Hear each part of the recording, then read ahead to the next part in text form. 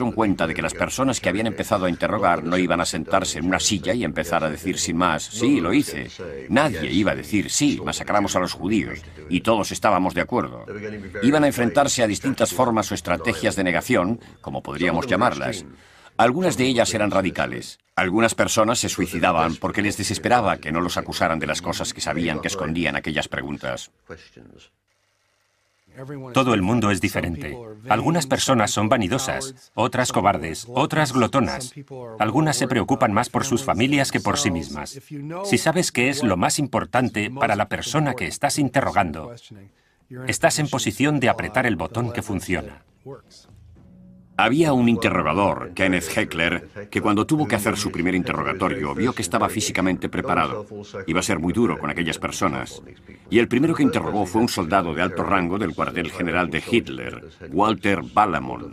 Ballamon entró, era un soldado profesional bastante caballeroso y Heckler no supo qué hacer. Al final se quedó allí plantado. Ballamon le tendió la mano y Heckler se la estrechó. Y en cuestión de minutos estaban fumando cigarrillos. El resultado del interrogatorio fue un gran éxito.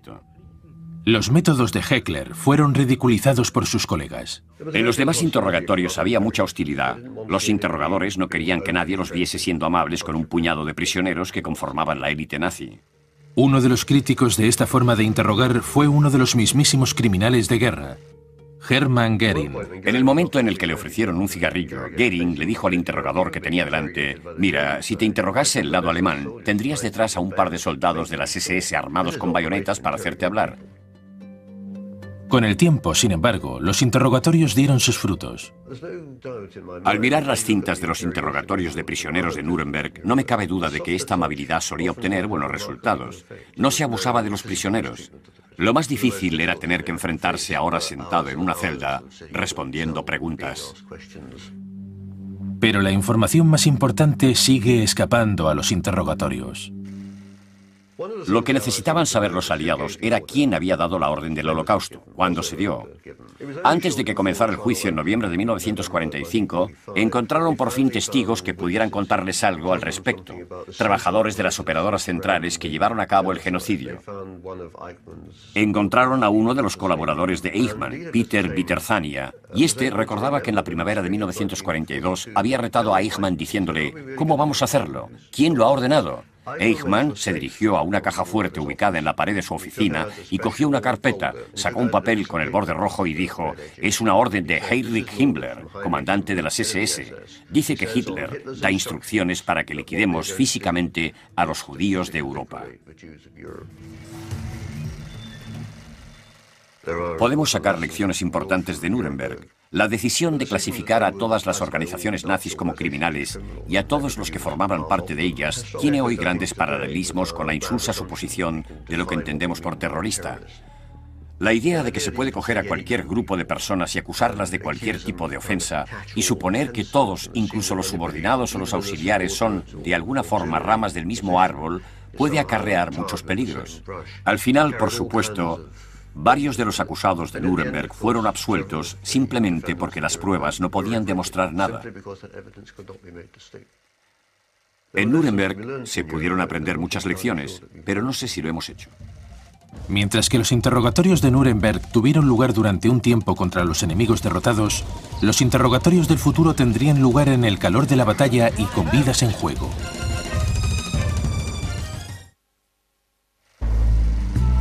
Tras los horrores nazis de la Segunda Guerra Mundial, los Estados Unidos se autoproclamaron defensores de la moral en lo que se refería a las prácticas de los interrogatorios y al tratamiento de los prisioneros de guerra.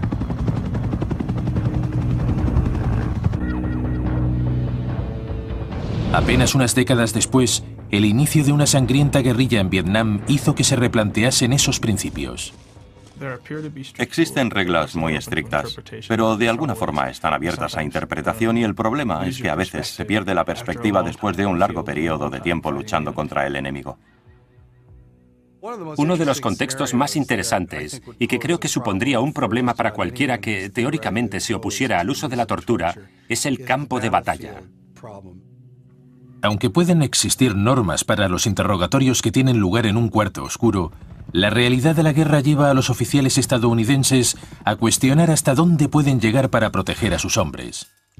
Precisamente Bill Cowan, que fue oficial de la Marina en Vietnam, tuvo que enfrentarse a ese dilema. Estaba trabajando con lo que llamamos las unidades de reconocimiento provisional y todas esas unidades que se movían por el campo de batalla entre la maleza por la jungla. El Vietcong se escondía por toda la selva durante el día y atacaba por la noche, así que durante el día intentábamos averiguar dónde se escondía esa gente.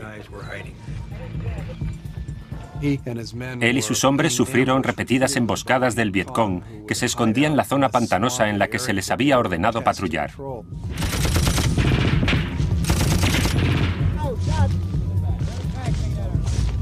En 1969, cansado de ver cómo sus hombres caían en estas emboscadas, Cowan se dio cuenta de que debía aprovechar la oportunidad que se le brindaba cuando la unidad apresaba a un oficial del Vietcong. Capturamos al líder de un escuadrón con un AK-47.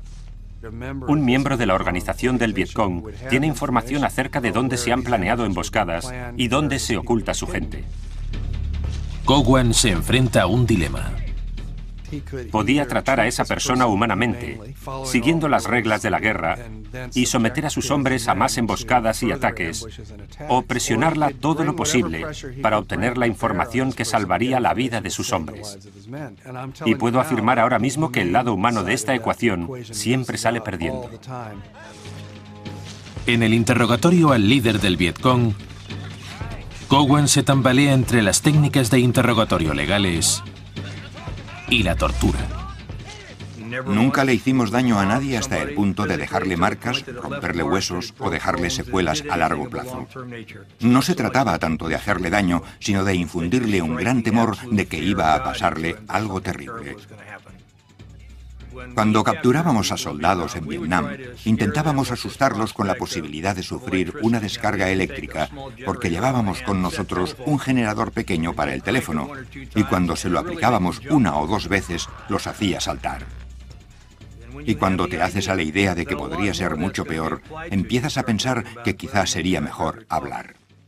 Aunque las tácticas de Cowan eran cuestionables, los resultados no. Al día siguiente nos llevó a otro sitio, a unos 2,5 kilómetros de donde estábamos, y capturamos al comandante de la sección. Nos llevó directos a él. Nos llevamos al comandante de la sección y le hicimos el mismo tipo de interrogatorio. Al día siguiente el comandante de la sección nos llevó directos al comandante de la compañía, así que capturamos a 3 hombres en 3 días. Los interrogatorios realizados en el campo de batalla pueden ofrecer información crucial para llevar a cabo con éxito operaciones de combate. Cuando la información se ignora, puede haber consecuencias. En 1967, yo era el comandante de sección de un batallón de la Marina en la zona desmilitarizada y se libraba una lucha encarnizada. Murieron 55 marines, fue una batalla muy larga contra una fuerza numéricamente superior. Al principio de la contienda, las fuerzas estadounidenses capturaron a 2 soldados enemigos. Había 2 prisioneros de Vietnam del Norte que se capturaron el primer día, y uno de ellos fue asesinado. Uno de los oficiales que lo había detenido le cortó la garganta. Quería hacerlo para demostrarle al otro prisionero que si no hablaba, le pasaría lo mismo. La táctica radical resulta efectiva. El otro prisionero intentaba hablar, intentaba decirnos dónde estaba su cuartel general y nos dijo el nombre. Yo hablaba vietnamita razonablemente bien e interrogué al soldado, pero lo que nos decía no se correspondía con nada del mapa. Así que los altos mandos dijeron que estaba mintiendo y que no nos preocupásemos por él, que siguiéramos avanzando. La batalla continúa.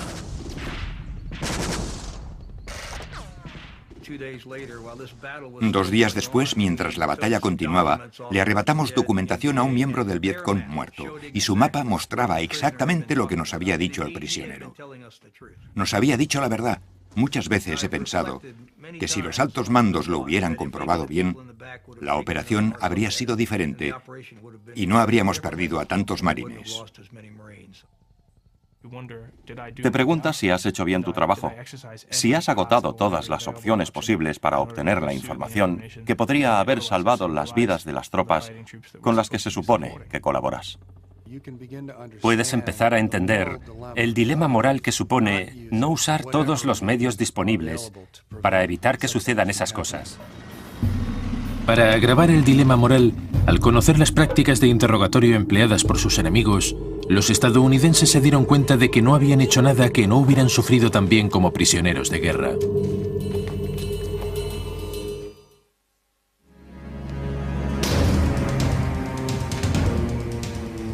Aunque el caos la defina, toda guerra tiene normas. Las leyes internacionales ponen restricciones a los interrogatorios realizados a las figuras clave de Al-Qaeda, como Khalid Sheikh Mohammed, pero el tiempo no se detiene y hay vidas inocentes en juego. Los Estados Unidos sostienen que las reglas ya no se aplican. Si los Estados Unidos consideran a los detenidos en el campo de rayos X o a las figuras clave de Al-Qaeda, como Khalid Sheikh Mohammed, prisioneros de guerra, entonces, como país, estamos obligados a seguir las normas de la Convención de Ginebra, que dicta con mucha claridad lo que se puede y lo que no se puede hacer con un detenido. Está claro que con la Convención de Ginebra no se puede aplicar ningún tipo de técnicas de interrogatorio coactivas para sonsacar información. Así que si etiquetamos a estas personas como prisioneros de guerra, nos estamos atando las manos adoptando un código redactado para una era de guerra que acabó hace muchos años. En vez de eso, los oficiales de los Estados Unidos clasificaron a los cautivos como Khalid Sheikh Mohammed como combatientes enemigos. Negarse a categorizar a una persona arrestada como prisionero de guerra deja cierta libertad de acción a la hora de tratarlos. Y creo que es muy acertado mantener la capacidad de maniobrar con esta gente, sobre todo siendo tan importante obtener información. Negarles a los terroristas sospechosos la protección de la Convención de Ginebra ha sido un tema controvertido, pero los Estados Unidos no son el primer país en eludir las pautas internacionales sobre interrogatorios. En Vietnam, los propios soldados estadounidenses fueron tratados brutalmente por un enemigo que no pretendía jugar según las normas. Fueron los comunistas quienes cambiaron las reglas del juego con los prisioneros de guerra de una forma que nada ni nadie había hecho antes. Si te negabas a responder, te decían que no podías hacerlo, que eras un criminal, no un prisionero de guerra. Y dejaban bastante claro que no podías acogerte a la Convención de Ginebra y que podían hacer lo que quisieran con nosotros. Tortura, asesinato o quizá algo peor. Jerry Singleton y Ken Cordier son veteranos de la guerra de Vietnam. Estos pilotos de las fuerzas aéreas cayeron sobre las líneas enemigas en el momento álgido de la batalla. Tenía la misión de sobrevolar Vietnam del Norte, y el día que me derribaron tenía que escoltar y proteger a un B-66, un bombardero de reconocimiento electrónico, pero recibí el impacto directo de un misil tierra-aire. Yo era el típico piloto de caza joven. Me creía el amo del universo y pasé de eso a un estado de indefensión cuando me encontré tirándome en paracaídas unos segundos después. Me capturaron nada más caer al suelo. Finales de 1965. El helicóptero CH-53 de Jerry Singleton es derribado mientras sobrevuela Vietnam del Norte en una misión de rescate. Nos estaban esperando. Tenían proyectiles antiaéreos de 37 milímetros. El helicóptero se incendió al momento y toda la tripulación se tiró en paracaídas. Sin comida ni agua, Singleton evitó que lo capturasen durante 5 días, pero al final la suerte lo abandonó. Tras su detención, Singleton y Cordier son trasladados al mismo sitio. Nos vendaron los ojos, nos ataron a la parte de atrás de un camión y nos trasladaron. Al llegar a Hanoi, escuchábamos los sonidos de la ciudad. Llevaron a un soldado estadounidense a un lugar llamado Hilton, Hotel Hilton. Los vietnamitas llamaban al Hilton de Hanoi Cárcel Wallo. Lo habían construido los franceses para llevar a los prisioneros vietnamitas en la época colonial en el sudeste asiático. El Hilton de Hanoi fue el hogar de Singleton y Ken hasta que acabó la guerra. Me metieron en una celda pequeña en un bloque de 5 celdas que llamábamos el Hotel de los Corazones Rotos. Las celdas del Hotel de los Corazones Rotos medían 1,5 metros de ancho por 2,5 metros de largo. Había un pasillo en el centro con una losa de cemento a modo de litera en cada lado y las ventanas tenían barrotes. Vivíamos en una celda y dormíamos sobre una tabla. Nunca tuvimos colchones, ni colchonetas, ni nada. Las paredes estaban encaladas y del techo colgaba una bombilla que estaba encendida 24 horas al día. Tapiaron las ventanas para que no pudiésemos ver el exterior. Incluso estaba prohibido mirar a los otros presos. En el techo también había un altavoz por el que se nos daba la ración de propaganda diaria y un cubo en una esquina a modo de retrete que se nos permitía vaciar una vez al día. Pasé 3 años y 8 meses allí.